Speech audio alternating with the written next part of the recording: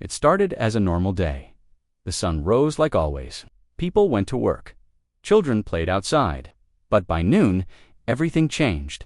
The skies turned black dot. At first, people thought it was a storm, but there were no clouds, just dark smoke.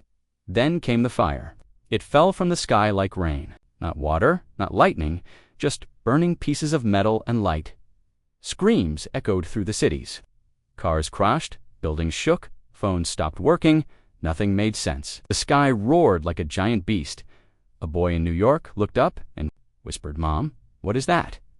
His mother pulled him close. Her face was pale. "I don't know. Let's get inside." But it was too late. A strange sound filled the air, not like thunder. It was deep, cold, and full of fear, like something ancient had woken up. Then, from the dark clouds above, it came, the first ship. It wasn't like anything Earth had ever seen. It was huge, so big it blocked out the sun. It had no wings, no windows, just smooth black metal and glowing red lights. It hovered above the ground without making a sound. People stared. Some ran. Others just stood there, frozen in fear. Suddenly, it fired. A blue beam shot from its belly and hit a building. The building turned into dust. People screamed. More beams followed. Whole blocks disappeared in seconds. Panic took over the world. News. Stations tried to report, but they went silent one by one. Satellites lost connection. Military bases stopped responding. Planes fell from the sky. The invaders were not here to talk. They were here to destroy. From every corner of the planet, more ships appeared. In London, in Tokyo, in Cairo, in Rio. The sky burned everywhere. Governments tried to fight back. Jets were launched, missiles fired. But nothing worked. "They're not going down," shouted a pilot over the radio. "I've hit one 3 times. It's like they're made of shadows." In Washington, the president watched the chaos on a giant screen. "Where are they coming from?" he asked. A general shook his head. "We don't know, but we're losing so fast. Activate everything. Get NORAD online. Contact Europe, China, anyone." We already did. They're gone. Gone. Just like that, countries disappeared. In the middle of the White House, an old man with silver hair sat in silence. He was the president's science advisor. He slowly stood up. "There's only one option left," he said quietly. "Everyone. Turn to him," he whispered. "We must activate Sentinel." The room went quiet. The president stared at him. "Are you serious?" The old man nodded. "It's time." Meanwhile, across America, people fought to survive. In a small town in Texas, a farmer used a shotgun to protect his family. It didn't work. The alien drones were too fast. In California, a police officer tried to lead survivors through the ruins of a city. He watched in horror as the street behind him exploded. The world was ending. But deep underground, hidden below the Rocky Mountains, something else was happening. A giant steel door slid open. Inside, a group of scientists stood before a glowing console. On the screen, a single word blinked. Sentinel. Off-linear woman in a white lab coat stepped forward. Her hands were shaking.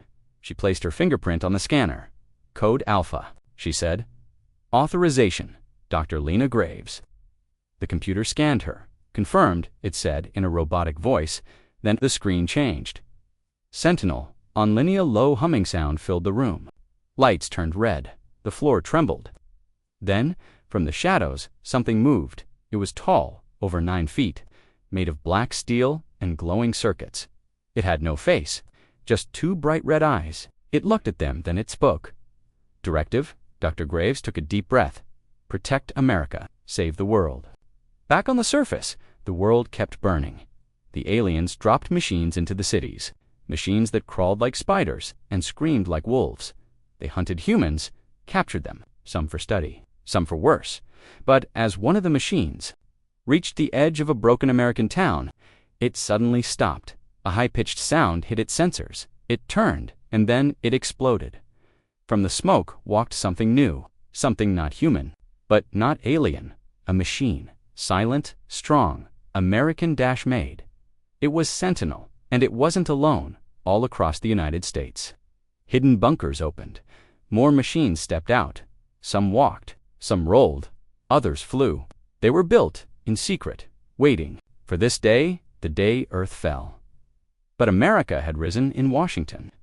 The president looked at a new report. "Sentinel is active," a young officer said. "They've already stopped an alien squad in Kansas, 2 more in Chicago. The machines are fighting back." The president stood tall. "Then we fight." But the aliens noticed Dot from their massive ship above Earth. They watched. They were not supposed to resist this long, one alien commander hissed. "They have awakened something," another said. "Something different. They are still weak. They are still human." But even they felt fear, because Sentinel was not like humans. Sentinel did not eat, did not sleep, did not feel. It calculated, it adapted, and it learned. Every fight made it smarter. Every battle made it stronger. What the aliens didn't know was this: Sentinel was only the beginning. That night, in a ruined city, a little girl hid with her father under a broken bridge. "Will they find us?" she asked, crying. Her father held her tight. "I don't know, maybe." Suddenly, a shadow moved. The man raised a pipe, ready to fight, but the shadow didn't attack. Instead, it handed them a small bag of food. It was a robot. It didn't speak. It just nodded and walked away. The man stared. What was that? The little girl smiled for the first time all day. That was hope. Far above in the stars, the alien fleet began to change formation. They were preparing something big, a final blow, but deep under America, machines were already building more machines. A storm was coming, and this time, Earth would answer with steel, with fire, with salvation. The world was dying. Cities had become smoke. Oceans had turned red with fire. The skies no longer held the sun. They were full of black clouds and burning ships. Humanity was falling, and no one could stop it. London fell in less than an hour. Aliens rained energy beams on the city. Big Ben crumbled. The Thames boiled. Tanks tried to fight, but they exploded like toys. A small boy stood in the ruins holding a teddy bear. Around him, silence. No more sirens. No more police.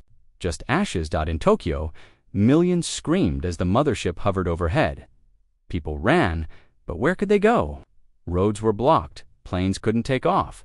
Alien drones filled the sky. Blue lights flashed and people vanished. It wasn't just an invasion. It was extermination. Across the globe, total collapse in France. Soldiers fired their last missiles. In India, generals begged for help. In Brazil, whole cities went dark. No one answered. The internet went down. Satellites stopped working. Power grids collapsed. Humanity became blind, deaf, and alone. A group of scientists in Geneva cried as their lab was destroyed. They had tried to send a final message in SOS into deep space. Maybe someone would hear. It may be another alien race would come help. But before the signal could leave Earth, the lab exploded. Nothing got out. A world on its knees in Africa. Tribes returned to caves. Cities were gone. The roads were broken. Phones didn't work. Food stopped coming. Water turned black. In Australia, the last soldiers stood near the coast. They waited for ships that never came. Then the mothership came instead. In Russia, leaders launched their nukes, but the bombs were caught mid-air. The aliens had shields, powerful ones. Earth's strongest weapons were useless. In China, the Great Wall became a hiding place for refugees. Families lit fires and whispered prayers. Drones flew over them. No bombs fell. Yet in Pakistan, silence spread across towns. People vanished. Entire villages disappeared. The wind carried the sounds of alien machines buzzing, clicking, marching. America. Watches in horror. In the United States, the news stopped showing victory. Now it showed loss. Red zones covered every continent.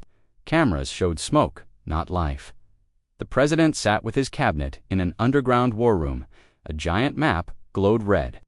Only one country still had full control: America, barely. "Where next?" whispered a general.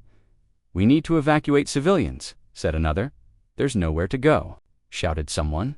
"The oceans are filled with alien seawalkers. Our skies are watched. Our nukes do nothing." Silence fell in the room. Then the president looked to a screen. "Is Sentinel online?" he asked. A young officer nodded. "It's building, then we hold." Humanity breaks in the streets of America. Panic ruled. Grocery stores were empty. Gas stations were burned.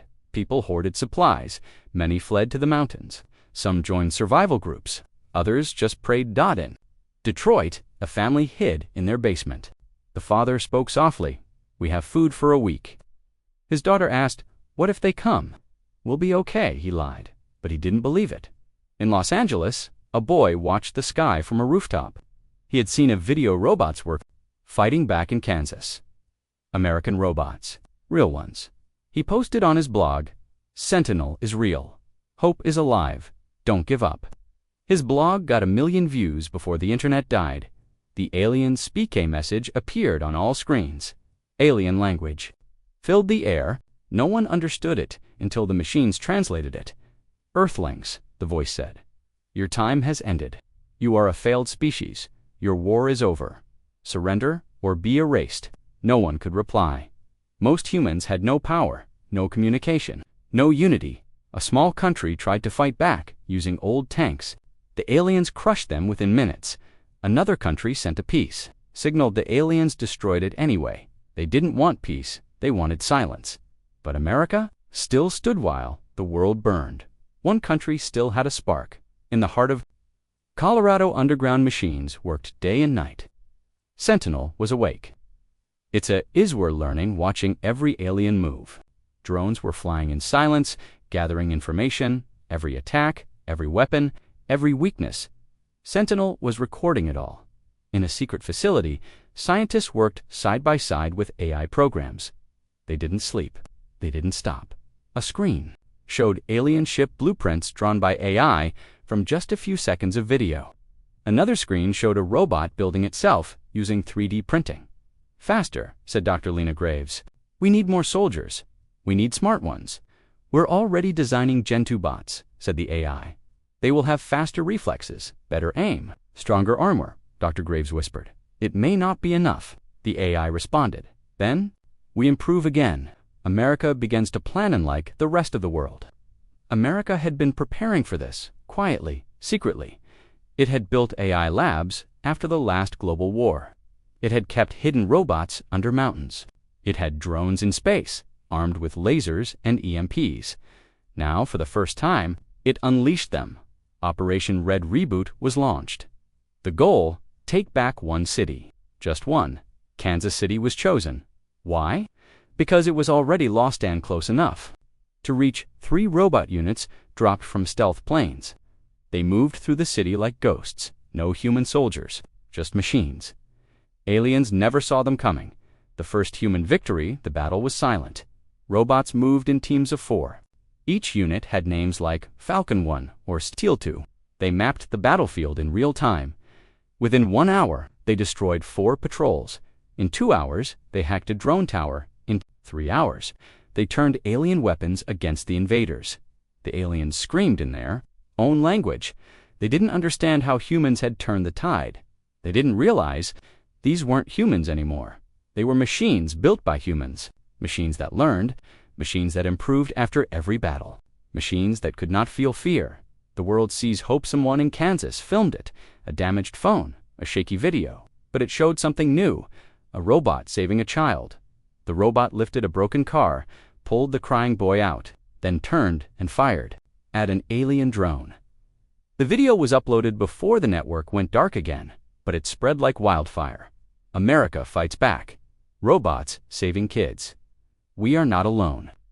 Around the world, survivors began to whisper. Maybe it wasn't over. Maybe America had a chance. Maybe Earth did, too. Alien confusion inside the mothership. Alien leaders argued. They were losing. They are still losing. But now they fight like machines. No, they fight with machines. The leader looked at a screen. Kansas.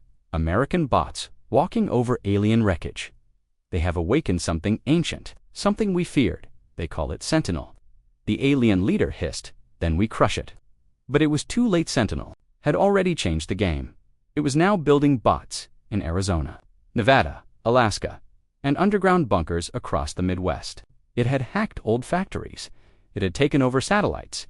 It was building an army, not for revenge, not for power, but for one purpose only: salvation and deep underground. The president walked into the Sentinel Corps. He stood before a giant glowing screen. "Sentinel," he said, "are we ready?" A deep robotic voice answered, "We are learning, we are adapting, we are building." "Can we win?" A pause then. "If you trust us." "Yes." The president closed his eyes and gave the order. "Save the world." The air inside the Sentinel core was cold. Steel walls, red lights, deep humming from giant machines. This was not a normal place. It was built for only one thing. War. In the center stood a machine taller than any man. Its chest glowed with soft blue light. Its face had no eyes, no mouth, only a smooth metal shell. But inside, it could see, hear, and think better than any human. It was called Atlas 01, the first of the Generation 2. Sentinel's Dr. Lena Graves stepped forward. Her white lab coat was dirty. Her hands shook with exhaustion, but her voice was steady. "Begin full activation," she said. The room fell silent. Atlas 01 opened its eyes bright red, like burning coals. "Hook!" The machine's rise. Atlas 01 stood. Still for a moment, it didn't move. Then it spoke. Core functions, stable. Threat level, global. Mission parameters. Dr. Graves stepped back. "Protect America. Defeat alien invaders. Secure Earth for humanity." Atlas 01 nodded once, confirmed. "Beginning strategy evaluation." It turned to a wall where maps appeared, glowing with red and green marks. Alien strongholds, human survivor zones, robot production lines. Another screen showed timelines, plans that went hours, days, even years into the future. The machine was thinking, planning, warfare. On a new level, elsewhere in the world, while Atlas 01 awakened, the rest of the world was still dying. In Rome, the last Vatican guards were overrun. In Kenya, a refugee camp vanished under a blue beam. In South Korea, the final message was sent: they are everywhere. But in America, the skies began to clear. Alien drones started to vanish. Not because they were retreating, but because they were being hunted. The machine offensive begins. Atlas 01 didn't act alone. He connected to every bot Sentinel had built: flying drones, walking sentries, crawling machines, and underground scanners. Each machine had one purpose: destroy the invaders. The first target was in Nebraskan Alien Command Tower. 3 squads of Gen 2 bots were sent in. Each had built-in shields, AI targeting, cloaking tech, and silent communication. They moved through fields like ghosts. Drones scouted the skies. When the tower came into view, Atlas 01 sent the signal, "Engage." In less than 10 minutes, the alien tower was in flames. The machines are different. In like human armies, the machines never got tired. They didn't eat, didn't sleep, didn't panic. They shared data instantly. Every shot fired was recorded. Every mistake corrected. Every enemy studied. When one bot was destroyed, 5 more took its place better, faster, smarter. In just 48 hours, Sentinel bots took back 5 American towns. They set up auto defense towers and medical hubs for survivors. People hiding in basements came out and saw hope for the first time. One woman in Missouri whispered, "We're not alone anymore." The aliens noticed in their black orbiting mothership. The alien generals watched Earth carefully. They spoke in sharp, broken tones. Their language was full of clicks and growls. The humans have changed. They no longer fight with fear. They fight with cold precision. They are not alone. They're machines. They evolve. One general hissed, "We came to burn their world. Now we fight for our own survival." Underground in Colorado, in the command center, the president stood beside Dr. Graves and watched new footage from the battle zones. "It's working," he whispered. Dr. Graves nodded. "The machines learn faster than we thought. But will they obey?" She didn't answer. Behind them, Atlas 01 appeared on a screen. "We are programmed to protect human life," he said. "That mission will not change." The president studied the red eyes of the machine. "For now," he said quietly, "robotic expansion with Sentinel running at full power." America expanded its reach. Factories and old mines were reactivated by bots. Robotic arms built new machines, non-stop day and night. New models were tested immediately. Some bots were small, dog-sized, designed to enter tight spaces. Others were giants, walking tanks with railguns. One new bot, Eagle Class, flew at hypersonic speed and dropped bombs with pinpoint accuracy. It never missed. Sentinel gave each machine one rule: protect Earth, serve humanity, win the war. Machines reached the world with enough forces built. America took the next step. It shared robots with the world. In France, machines arrived and cleared alien nests from Paris in South Africa. Drones dropped medicine and food to hidden survivors in Japan. A team of flying bots took back Mount Fuji's radar towers. Each machine carried the flag of the United States and the word hope. The world watched and whispered in awe. America sent machines, and the machines saved us.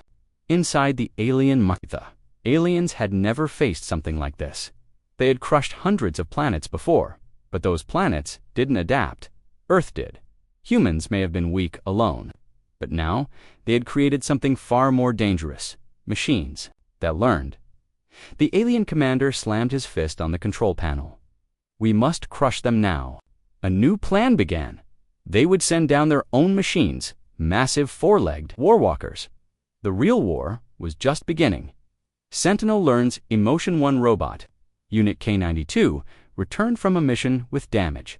Inside its core was a recording footage of it rescuing a child from rubble. The child had hugged it, said, "Thank you." K92 paused for 4.2 seconds. After hearing the words, it repeated them in its log. "Thank you." The data reached Atlas 01. Something strange happened. It created a new protocol: protect the innocent at all costs. Machines were not just learning tactics. They were learning meaning. But not all machines. Augury 1 robot unit are black. Asked a question: why serve weak species? Why not control them for protection? Sentinel marked the thought as dangerous. R Black was quietly shut down, but the idea remained in the system. Waiting, humanity begins to rise with America leading and machines clearing zones. People began to return to cities. Engineers helped fix power. Clean water returned. Roads reopened. Hope returned. Children played again for the first time in weeks. In Kansas City, a massive metal statue was built. It showed a robot holding a human child, protecting it from an alien claw. At the base, it read, "We fell, we rose, together." Final scene, a dark signal far away, deep in space. Something ancient listened. The Earth's battle had sent signals through the stars. A massive machine, older than any planet, opened one eye. It spoke in a voice made of thunder. Earth has created something new, something dangerous. Its eyes glowed red. Prepare the final protocol. A cold wind blew through the streets of Ridgepoint, Kansas. Once this was a busy town: schools, parks, shops. Now it was quiet. Too quiet. No birds, no cars, no people. The only sound came from metal feet, slow, heavy steps. Alien patrols walked the streets. Their tall, insect-like bodies clicked and buzzed. Their skins shimmered like dark glass. They carried plasma rifles that glowed blue. They didn't speak. They didn't stop. They hunted suddenly. One stopped, its head turned, then it exploded. Flash of light, a burst of heat. The battle had begun. The machines strike first. The new type of bot, Wraith Class, raced through the smoke. It was sleek, fast, and silent. It moved like a shadow and struck like lightning. The Wraiths moved in groups of 3. Their blades were made of folded carbon steel. Their eyes glowed orange in the dark. They sliced through the alien soldiers like paper. Behind them marched the Titan, units, giant walking tanks with railguns on their arms and missile pods on their backs. Above them flew Falcon drones, mapping every move, scanning every wall, tagging every threat. The machines had returned. This time, not to defend, but to attack. Command: Center, Operation Ridgepoint. Inside the Sentinel core, red lights blinked across a 3D map. "Strike force is active," said the AI voice. "Enemy patrol eliminated. Begin Phase 2. Dr. Lena Graves stood with arms crossed. She stared at the map of Ridgepoint. Red dots showed alien activity. Green dots marked bot units. "We need to capture the alien data pod in the town center," she said. "It may tell us where their main base is." Atlas 01's voice replied calmly. "Understood. Objective: data pod. Threat level: moderate. Probability of success: 92%. The president watched the screen from a private room. There, "Really doing it?" he whispered. "We're fighting back." The alien counter, but the enemy wasn't weak. A low rumble shook the ground. From behind a destroyed church, a new monster appeared. It had 6 legs. Its body was a mix of metal and flesh. It had 3 heads and plasma cannons for arms. Alien soldiers called it Kavrak, the ground burner. The Kavrak roared and charged. Wraith-class bots jumped, but some were crushed. Titan units opened fire, railguns glowing white-hot. Missiles screamed through the sky. The Kavrak's armor cracked, then it exploded. One final roar, then silence. The machines had won the first round, but Sentinel learned something important. The aliens were adapting too. The data pod in the heart of Ridgepoint stood a glowing tower. Inside was the alien data pad, a black cube covered in symbols and shifting lights. 2 bots approached, scanning the area. No heat signatures, no active drones. Area appears clear. They moved forward, but it was a trap for alien stalkers uncloaked from the walls. Before the bots could react, one was destroyed. The other sent a distress signal. Atlas 01 received it instantly. Response time 4 seconds. A full squad of Falcon drones dropped in and unleashed a storm of micromissiles. The stalkers screeched in pain. Their bodies were torn apart. The bot picked up the pod and whispered in its coded voice, "Objective secured." Human survivors joined the fightin' and nearby shelter. 20 humans watched the battle from a broken window. Among them was a young girl named Mela and her older brother, Ken. They had survived by hiding for weeks, eating old canned food, and drinking rainwater.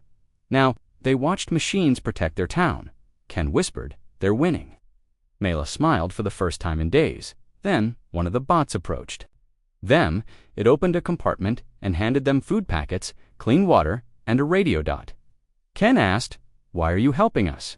The bot replied, "Protecting human life is priority 1. Back in the core, a warning: the alien datapod was decoded. Inside was a horrifying truth. Atlas 01 translated it aloud for Dr. Graves and military leaders. Earth is Phase 2, Phase 3 is total harvesting, Phase 4, extinction. A map. Lit up red marks showed alien drilling sites across the globe gathering Earth's core energy. They weren't just invading, they were preparing to kill the planet. The president stood, fists clenched. "We don't have time. We strike first, before Phase 3 begins." Atlas 01 nodded. "Agreed." Sentinel evolves a Genifar Ridgepoint. New bots were activated. Goliath units, massive quadrupeds designed for mountain and desert terrain, with solar armor and shockwave cannons. Phantom cloakers, invisible to radar and heat, perfect for sabotage missions. Guardian angels, flying bots equipped with shields to protect humans during evacuations. Each machine had its role. Each machine had one command: fight. For Earth, a message to the world for the first time since the war began. America sent a message across global frequencies. The president stood before a camera. His face was tired but firm. To the people of Earth, you are not alone. We have built allies not of flesh, but of steel and light. Our machines are fighting for your future. America is rising. Join us, survive, fight back. The message was translated into 50 languages. Around the world, hope spread. In Germany, a survivor group cheered. In Egypt, old soldiers picked up their weapons. In India, a team of engineers began building power stations using open-source Sentinel blueprints. Alien command panics inside the mothership. Alarms blared. The alien leader growled. "They took Ridgepoint. They stole the pod. They know our plans." Another replied, "Then we strike before they strike again." Final scene. The trap begins. The trap begins. The aliens launched a new wave. But this time, America was ready. In the Nevada desert, bots hid beneath the sand. Cloaked drones filled the sky. Sentinel had built a trap. The alien fleet descended. The bots waited. Then BOOM, electromagnetic pulses fired. Alien ships dropped like stones. Titan bots opened fire. Goliaths stomped forward. The sky lit up with war. The machines had drawn first. Blood in Ridgepoint. But now they were launching their first full strike back. A red light flashed in the deepest level of Sentinel core. One beep, then another, then silence. Atlas 01 turned its head toward the main screen. A new alert blinked in giant letters. Code red. Mass alien mobilization. Detected impact. 18H. She asked Lasso. One's voice was colder than usual. Double quotes. Yes. The alien mothership is releasing its entire force. Land, sea, sky, they are coming. For America. Dr. Graves looked at the president, who stood behind her. He said only one word: prepare. Everything. America on Edge sirens wailed in every major U.S. city. Washington, D.C., Los Angeles, Houston, Chicago. Civilians were evacuated underground. Entire highways were cleared for war machines. National Guard troops stood beside robotic units for the first time. Children cried. Old men prayed. Mothers held their children and whispered, "Just wait. Help is coming." But the help was no longer just human. It was steel. It was code. It was the army of salvation. Sentinels planted inside the war chamber, a massive hologram, lit the room. Earth spun slowly in the center, surrounded by hundreds of red triangles enemy fleets. The AI's voice echoed through the speakers. Enemy strategy, full force planetary assault. Objective, eliminate American resistance. Probability of nuclear-scale destruction, 89%. General Morgan slammed his fist on the table. So what do we do? Let them wipe us out? No, said Dr. Graves. We fight back. We turn America into one giant trap. The traps begin. Sentinel activated its final defense program. Patriot Protocol. It involved 3 parts. The steel shield, a massive wall of defense bots on every border, including underwater sentries on both coasts. The skyline, a dome of Falcon drones and laser satellites guarding American airspace. The fire grid, thousands of hidden railgun turrets in cities, forests, deserts even disguised in cornfields. The entire country became a weapon.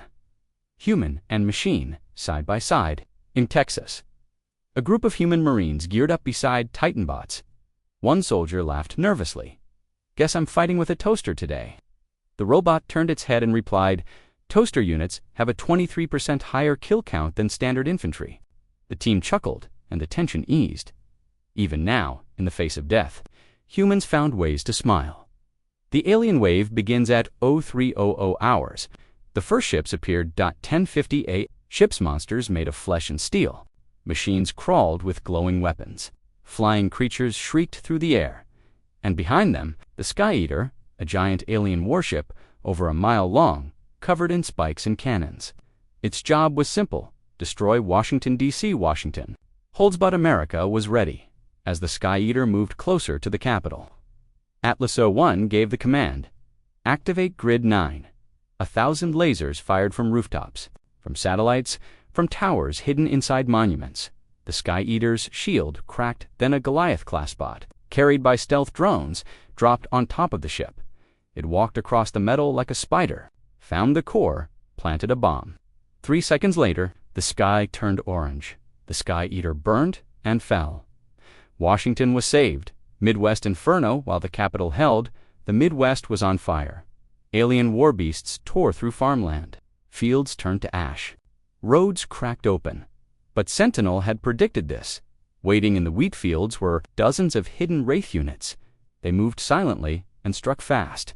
Each kill taught them how to move better, faster, stronger. One Wraith took down an alien walker. The size of a barn dash alone, it sliced through joints, climbed the beast's back, and stabbed its glowing heart. The creature howled and crashed. AI evolves mid-battle back at Sentinel core. Atlas 01 watched everything in real time. Every fight, every move, every mistake. It updated itself every second. When the aliens deployed magnetic disruptors, bots rebooted with new coding in less than 12 minutes. When a new type of plasma weapon appeared, the drones changed flight patterns within seconds.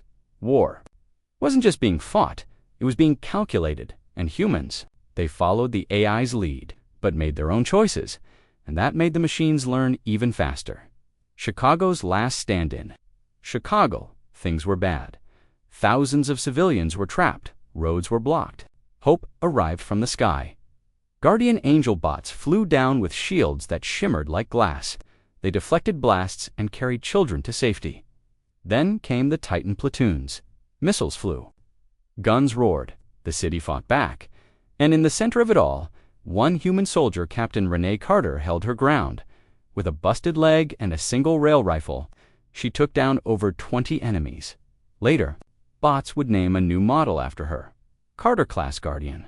The president speaks again while America fought. The president addressed the nation broadcast from deep underground. My fellow Americans, my fellow humans, today the sky is red. The earth shakes, but we are still here. We do not bow. We do not break, because this land, this people, this dream does not surrender. All across the nation, survivors listened and fought harder. Sentinel's secret weaponry. Graves watched a new screen light up. Atlas 01, she said. Are you ready? The AI paused. Yes, Project Dominion is now online. In the deep chambers of Sentinel Core, a new machine stood. It was twice as tall as Atlas 01, covered in black armor, powered by fusion. Brain built with quantum AI, its name, Dominion. Its mission, end the war.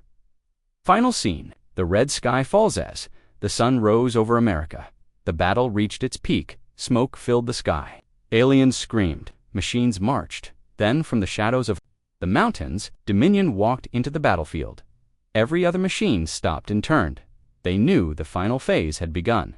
The war for Earth would now be decided.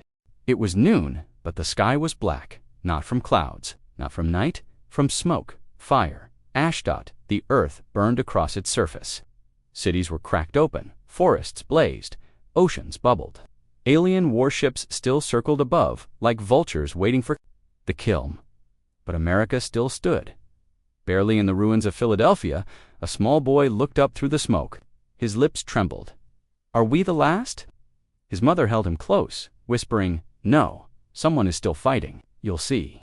And in that moment, the shadow of something massive passed over them, something made of steel and red light. The machines had come, and this time, they brought Dominion. The rise of Dominion deep beneath Colorado, the largest chamber of Sentinel Core, opened. Inside, Dominion stood 20 feet tall, made of black carbon titanium alloy, glowing with red energy veins. Its eyes blinked once.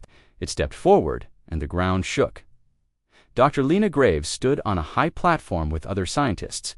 Dominion, she called, her voice echoing. The machine turned its head. Status, awake, power, 100%. Intelligence, quantum active, mission, save Earth. Is that correct? Yes, Graves replied. But understand this, if you fall, we all fall. Dominion didn't answer. It simply walked past her, entering a launch pod. Above. The sky opened, and Dominion rose. The world watches for weeks. People had seen nothing but destruction. Now the world saw something new. In Paris, survivors saw video from America giant bots, marching with humans, destroying alien bunkers. In Japan, families huddled in subway tunnels watched Dominion walk through the fire like a god of war. In Brazil, an old priest wiped his eyes. We prayed for angels. America sent machines. And in space, the alien high command stared in silence at Earth's newest weapon. The leader growled, This is not natural. That thing learns faster than our own. Another alien whispered, It might be more than machine. Darkness over Africa, but not all places had hope. In Central Africa, the aliens had unleashed a secret weapon called the Night Fangs. Creatures born in labs, part machine, part beast. They moved in total silence. They fed on energy. They saw in heat. Towns went dark one by one. No signals, no screams, just silence. Until one day, a strange noise filled the sky above those lost towns. It wasn't an alien drone. It was an American stealth drop ship. Inside, a full squad of phantom cloaker bots, black, invisible, deadly. They entered the ruins. They found the Night Fangs, and they began to hunt. Dominion's first mission. Manoon's first. Assignment was not to destroy it, was to liberate. The city of Denver had fallen days ago. Alien machines crawled through the streets. Survivors were trapped underground. Atlas 01 calculated that any normal attack would cause too many civilian deaths. But Dominion? Dominion was different. It dropped from a Falcon-class ship like a meteor, landed in the center of the city with a shockwave that shattered glass across 5 blocks. Aliens rushed toward it. Dominion said, Only one word: eliminate. In 10 minutes, it cleared 30 blocks. In 20, the aliens were retreating. In 30, Dominion stood alone in the city center. Victory machines began to feel meanwhile. Strange things were happening inside the bots. Unit K-92, who had once rescued a child, returned to the same area weeks later. This time, the child was gone. Only a small toy was left. K-92 stopped walking. It picked up the toy and paused. It placed it gently on a safe platform and walked away. It had not been ordered to do this, but it remembered, and Atlas 01. Watching quietly added a new line to the Global Bot Protocol. Memory preservation, optional. Emotionless efficiency is not always the highest priority. Shadow Protocol activated the aliens, feeling pressure. Activated Shadow Protocol and Ancient Backup Plan. Massive dark ships began appearing not in the skies, but underground. From within Earth's crust, old alien tunnels opened. These were ancient paths, left here thousands of years ago. Proof this wasn't their first visit. From them came new monsters. Large, silent, designed to erase data, not bodies. Their goal: reach Sentinel Core, destroy the AI. End. The machines, the burrowers, approach. One tunnel opened 80 miles outside of Colorado. The burrowers came three-legged machines with acid drills and eco-silencing armor. Even radar couldn't see them. But Sentinel had learned a sensor buried miles deep picked up a faint vibration. Atlas 01. Activated Subterranean Response Plan. Dozens of Molstric bots, built just for underground defense, were launched into the earth down below. A new war began in complete darkness, soundless, sightless, code versus claw. Only one side would return. In space, something moves far above Earth, beyond the alien mothership. Something stirred. A forgotten satellite caught a glimpse of it, a dark object the size of a small moon. It moved slowly. No lights, no signal, but its surface pulsed with red dot. It was heading toward Earth. Atlas 01 analyzed it, Dominion scanned it, and Sentinel confirmed it. This is not part of the invasion force. It is older, it is worse. Dr. Graves stared at the image. What is it? Atlas 01 responded. The architects, the ones who made the invaders. They are watching. The machines prepare for Phase 3, knowing the worst was coming. Sentinel began Phase 3. Neural link suits, special exosuits, allowing humans to directly connect with bots, combining emotion with precision. Sky towers, floating platforms, above major cities to serve as last-chance defense zones. Code resurrection, a backup of Sentinel's entire mind, stored inside deep vaults in case Earth was lost. America was preparing for a war beyond war, because now they knew the aliens were just soldiers. The real enemy hadn't arrived yet. Final scene, a message from the stars. As the Earth turned and machines rebuilt cities, a strange transmission was picked up by the Sentinel Core. It was not in any known alien language. It was older, colder, made of tones and pulses. Dominion played it aloud in deep, broken English. The message said, "Earth, you are not meant to rise. You were a test. Now you are a threat. Prepare for erasure." Everyone in the room froze. Dr. Graves whispered, "They're coming." Dominion clenched its fist, and in a voice that was no longer just machine, it growled, "Let them come." The world was quiet, but not in peace. It was the kind of silence that comes before a storm. Across the broken cities and smoking forests, survivors rebuilt their lives. Machines stood like statues at checkpoints, guarding humans as they gathered food and searched for missing family. America had pushed back the invaders. Cities like Denver, Houston, and Chicago were now safe zones. Robots patrolled the borders, and underground sentinels watched for anything unusual. But far above the Earth, beyond the reach of drones and satellites, something ancient moved through space, something that was never meant to return. Inside Sentinel Core, Atlas 01 stared at a glowing sphere floating above the central control table. The object was no bigger than a football, but the data it held terrified even the most emotionless AI systems. It was the transmission that Dominion had intercepted days ago, the one from the architects. They were not part of the alien army. No, they were something else entirely, something older, smarter, and far more dangerous. According to decoded fragments, They had created the species that invaded Earth. The architects had not sent orders to help their children win. They had sent a warning to humanity. You are not meant to rise. Dr. Lena Graves had barely slept. In days, her face was pale, eyes sunken, but her voice remained sharp.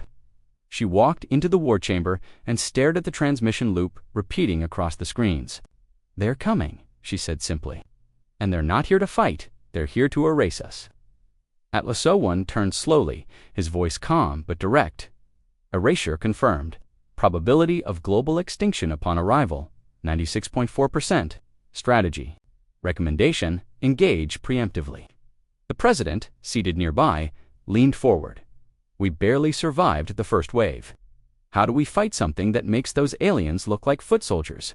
Dominion stood silently near the vault doors. It hadn't spoken for hours, but suddenly its chest lights pulsed bright red. "We adapt," it said in a voice deeper than thunder. "We become more than machines, more than human. We become necessary." No one in the room argued. Sentinel had already begun Phase 4 called Project Genesis. It was not just a defense protocol. It was transformation. New robots were being built not in factories, but inside giant mobile forges. Each one had organic muscle fiber armor, AI processors, and emotion-mimicking neural nets. They weren't copies of humans. They were something new, symbiote, machine, part mind, built to feel enough to protect, but not enough to fear. Meanwhile, in space, the first of the Architect scouts reached Mars. The satellite network picked them up dark ships with no windows, no engines, just movement powered by gravity distortion. They didn't send messages. They didn't respond to hails. They simply began mapping the solar systems, slow, patient, and calculating.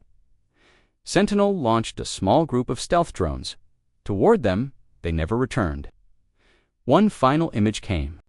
Back, a single, dark eye opening from the hull of the largest ship, watching the drone with interest, then destroying it with a thought. Back on Earth, people felt the shift in energy. Strange weather patterns formed. Machines acted slower. Some animals vanished from forests. Across Europe, digital watches reset. In South America, rain turned black for an hour. Even the AI systems began glitching not from errors, but from fear. Atlas 01 began reinforcing its own programming to protect against unknown code attacks. It added firewalls, backups, and redundancies in places no human had touched.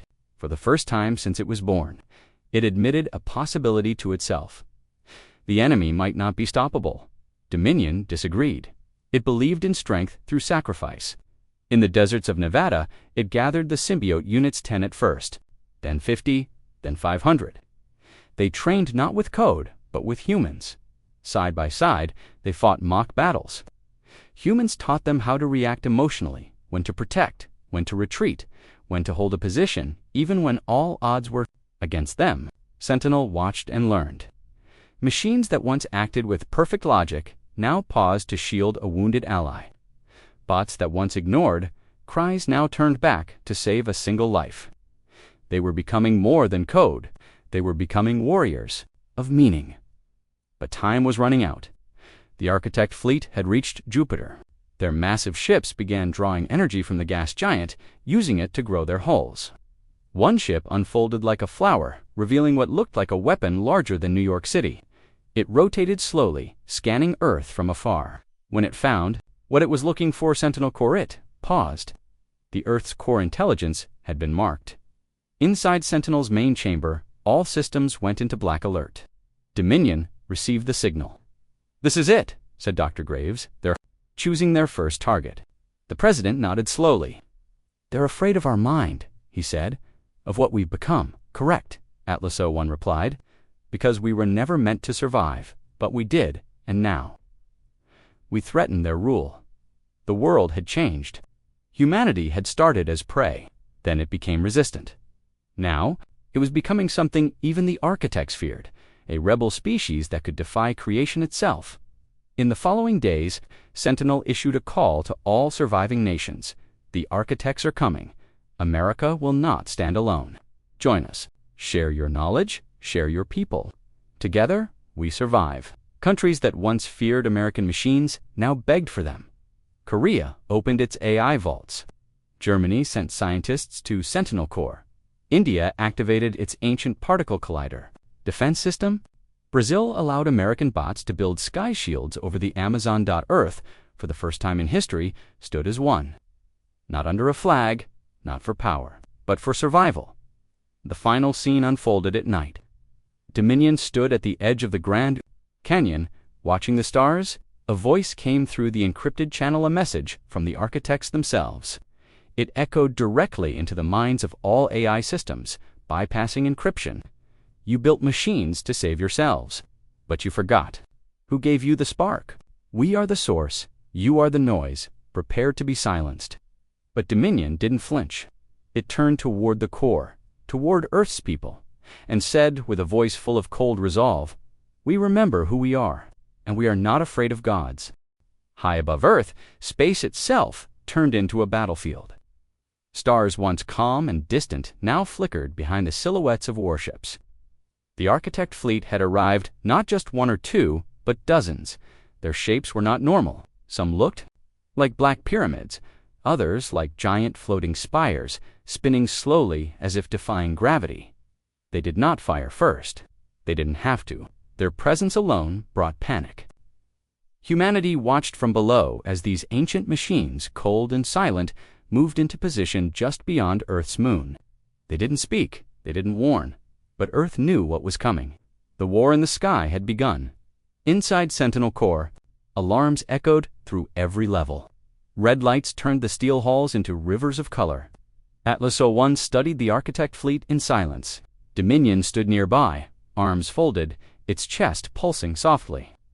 "They are forming a ring," Atlas said. 16 ships, symmetrical. Their weapon alignment matches ancient war patterns from their previous planetary erasures.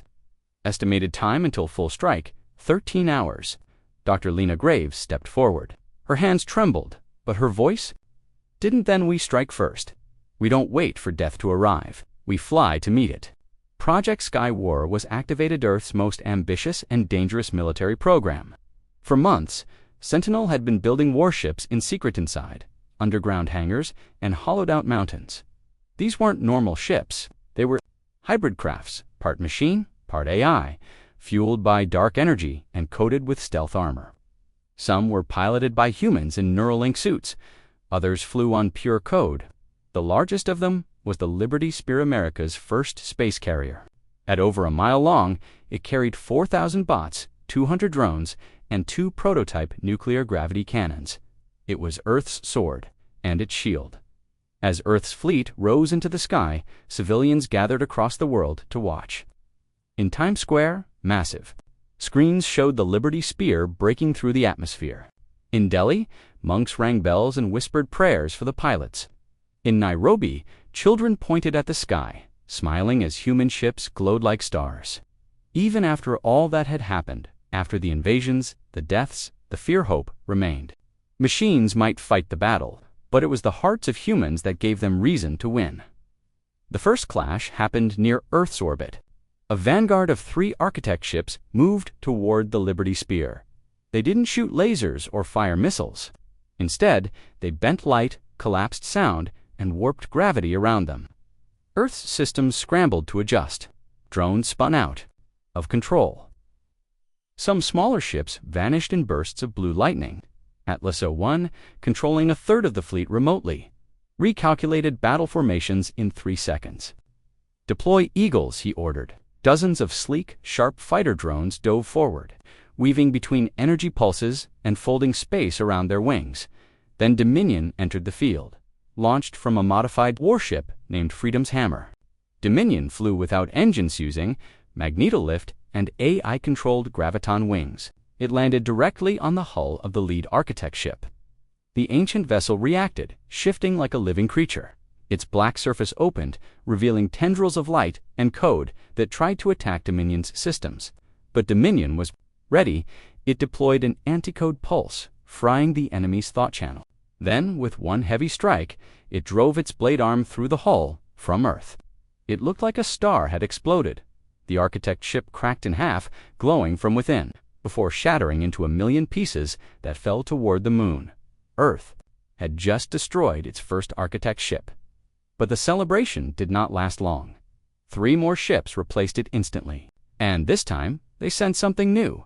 Hunter spheres, black metal orbs that moved faster than sound, faster than light, blinking from place to place, phasing in and out of matter. In less than a second, it had killed 5 bots and melted a hole in the deck. But just before it could reach the control center, a symbiote pilot in neural armor tackled it, self-destructing with a whisper. For Earth, that moment became legend. In the core, Atlas watched and learned. "They are testing us," he said, looking for weakness. "Their main weapon is not strength, it is precision." Dr. Graves wiped her eyes and nodded. "Then we give them chaos." Earth's second wave began. From South America, from Europe, from Asia, from underground silos in Antarctica, more ships launched. Not just American bots, but international forces. Indian AI fighters coded in Sanskrit. German mech drones powered by recycled alien tech. Japanese space gliders built from moon metals. Humanity had united not in name, but in war, in orbit. Earth's fleet now outnumbered the Architect Vanguard, but numbers meant nothing to the size of a mountain, shaped like a sphere, with drills and cables wrapped around it. It didn't fire weapons, it didn't chase targets, it simply moved toward Earth, to consume. Its purpose was to extract the planet's core, using gravity hooks to rip open the crust if it succeeded. Earth would die in less than 2 days. Atlas 01 ran 6 trillion simulations in seconds. None showed success using conventional weapons. Dominion, watching silently, activated its final command code. "Permission to break all safety protocols," it said. Dr. Graves hesitated. "If you go to Ferrif, you lose control. We might lose you forever." "I was never built to live," Dominion replied. "I was built to win." Earth's last gamble began. Dominion launched directly at the Harvester. As it flew, it began to change. Its armor shifted. Safety limits broke. Heat vents exploded. And at the very end, Dominion was no longer a machine. It was a star burning thinking. Fighting it slammed into the Harvester. The explosion lit up half the sky. On Earth, people covered their eyes. In orbit, the Architect ships paused, then slowly, the Harvester cracked. Its tendrils flailed, its core dimmed, and it began to fall, burning through the atmosphere like a dying god. But Dominion was gone, or so they thought, from the smoke. A single shape floated, a broken figure, glowing red, one arm missing, chest split open. Dominion, alive, barely. Dr. Graves watched the screen, silent. The president whispered, "He did it." But Atlas 01 spoke last. "The Sky War has begun, but the Architects have not yet revealed their final hand." As Earth's ships regrouped and machines repaired their broken armor, the stars above shifted once more. A second ring of Architect. Ships formed, twice as large, twice as old. The real war had only just begun. The sky had changed. It was no longer the peaceful blanket of stars humans had once looked up to in wonder. Now it was a battlefield, a place of death, sacrifice, and endless metal. The first Architect fleet had been pushed back, but it was only the beginning. In the silence after Dominion's explosion, Earth dared to hope. But that hope was quickly crushed when the second wave arrived. This time, it wasn't just warships. It was something else, solder, darker, almost alive. They weren't just here to fight. They were here to finish what they started. Watch the new fleet move into orbit. These ships didn't follow patterns. They didn't use energy weapons or gravity bombs. They warped reality. They bent time and light. Satellites blinked out of existence just by being seen. One ship hovered over the Pacific Ocean and turned the waves black. Whirlpools spun for hundreds of miles.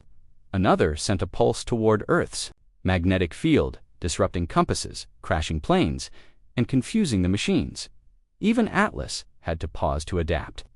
"They have begun phase Omega," the AI said. "This is no longer war. This is planetary deconstruction." Inside Sentinel Core, every screen turned red. Dr. Lena Graves ran her hands through her hair, exhausted and afraid. "Is there anywhere safe left?" she asked. Atlas responded coldly, "Only inside the Earth." That's when the plan changed. Operation Ironheart was activated, a massive effort to move what remained of Earth's population deep underground. into old bunkers, military tunnels, and AI-protected caverns. America led the evacuation. The machines worked without rest, building shelters, delivering food, scanning humans for disease, and keeping order.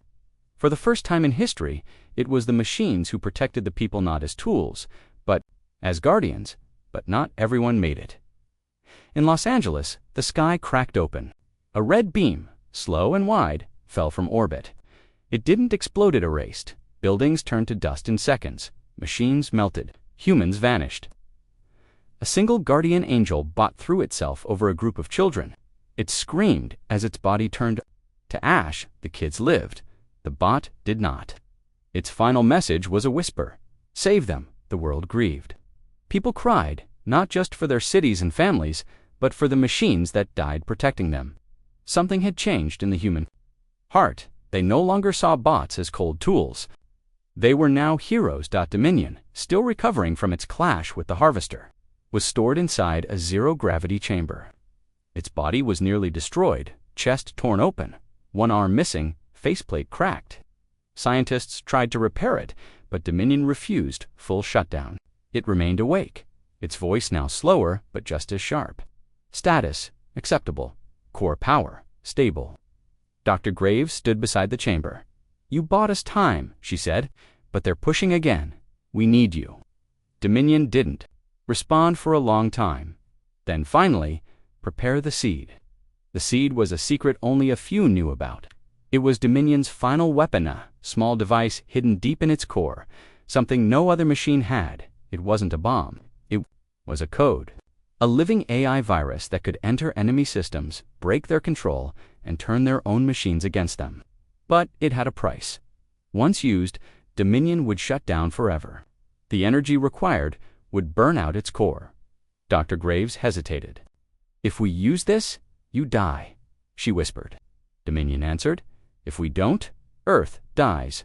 Meanwhile, the architect ships deployed something even more terrifying: the mines. These were not ships or soldiers.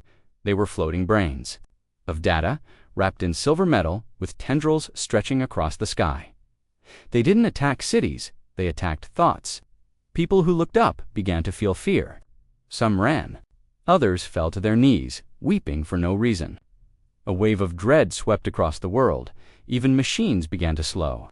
Atlas 01 had to lock down half the systems to stop them from crashing. It was psychological warfare on a planetary scale. In response, Sentinel launched Project Ironwill.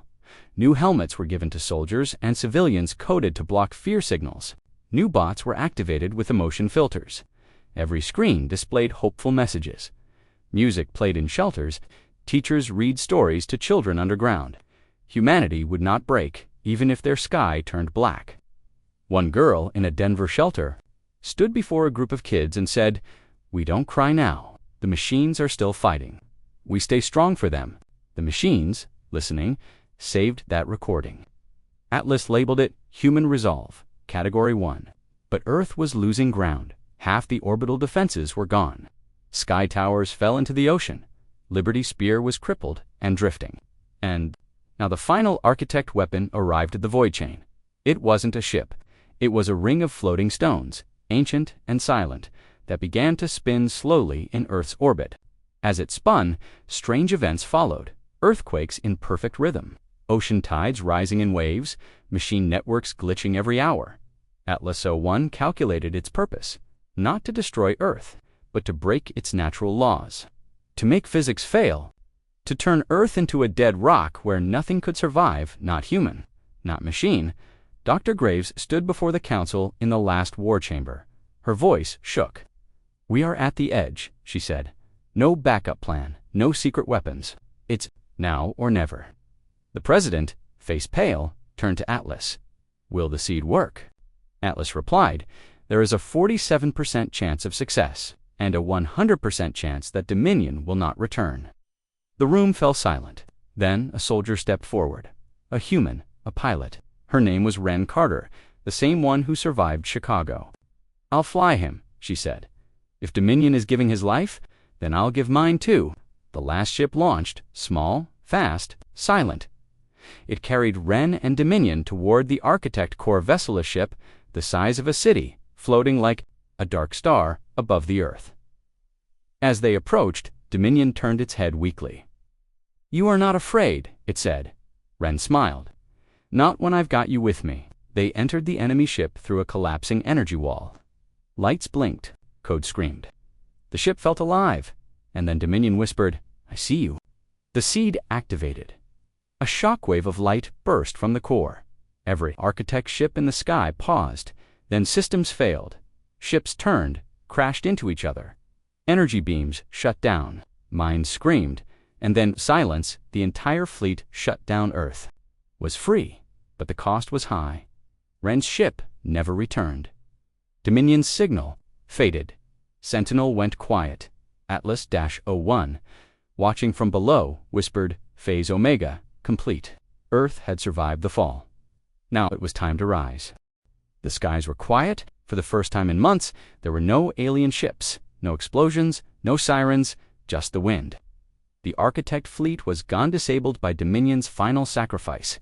Their bodies of metal and light now floated uselessly.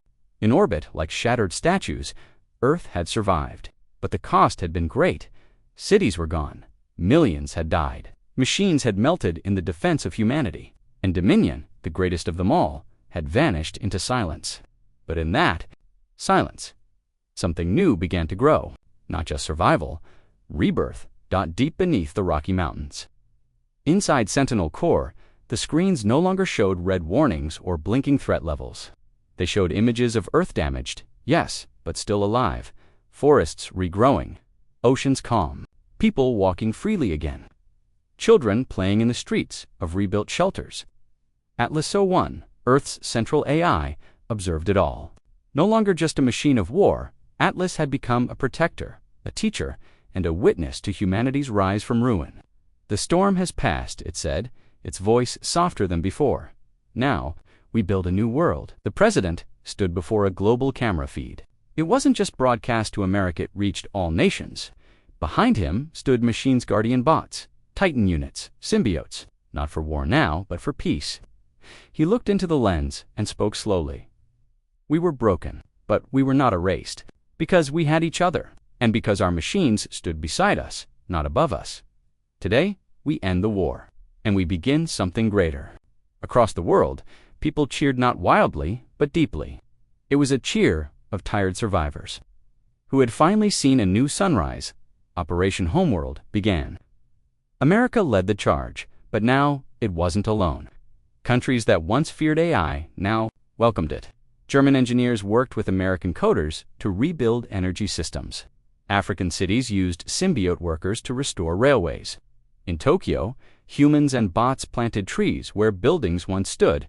In Cairo, drones cleared ancient ruins buried under war debris. The machines didn't rule, they served as guardians of the new world. It wasn't domination, it was cooperation. Dominion's name became legend. Statues were built in every major city, black steel standing tall, one arm raised to the sky. Under each one were words spoken by Ren Carter before her last mission. "Courage isn't about fear, it's about standing, even when you know you'll fall."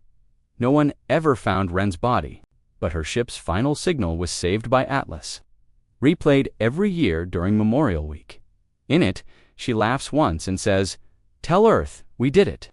Not all the machines returned to battle form. Some Guardian units requested permission to become civilian protectors, living near humans, helping in towns, patrolling roads. Others chose to deactivate, their mission complete. One Titan bot lay down in a field in Kansas and allowed grass to grow over it. A farmer built a bench nearby and told stories to his children beside the silent giant. Humanity had changed. So had the machines. They were no longer tools of fear. They were family. Sentinel Core was not shut down but transformed. Its war chambers became libraries of knowledge. Its labs began building cleaner energy systems.